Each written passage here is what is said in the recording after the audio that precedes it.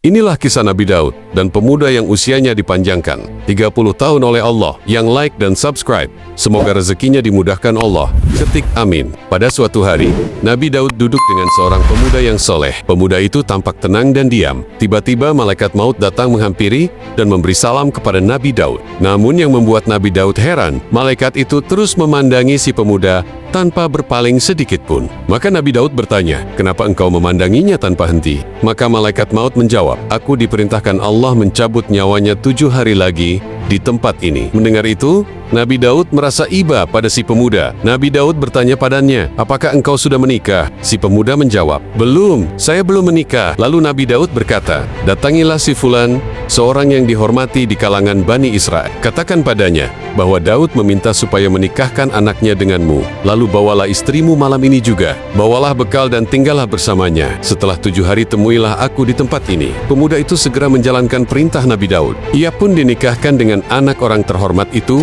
dan hidup bersama istrinya selama 7 hari. Setelah waktu berlalu, si pemuda menemui Nabi Daud seperti yang dijanjikan. Nabi Daud bertanya, "Bagaimana perasaanmu setelah menikah?" Pemuda itu menjawab, "Seumur hidupku belum pernah aku merasakan kebahagiaan seperti ini." Nabi Daud lalu meminta supaya dia duduk di sampingnya dan menunggu malaikat maut datang mencabut nyawanya. Tapi malaikat maut tidak kunjung datang dan Nabi Daud memintanya pulang. Akhirnya setelah sekian lama, malaikat maut datang dan dengan heran Nabi Daud bertanya, "Mengapa engkau tidak mencabut nyawa pemuda itu setelah 7 hari, bahkan sampai berminggu-minggu ini?" Malaikat maut menjelaskan, "Wahai Daud, sesungguhnya Allah merasa kasihan padanya, sehingga menunda ajalnya hingga 30 tahun yang akan datang. Dia adalah seorang ahli ibadah yang selalu berbuat kebajikan dan sangat menyayangi keluarganya. Doanya yang tulus membuat Allah berbelas kasih padanya dan memperpanjang umurnya."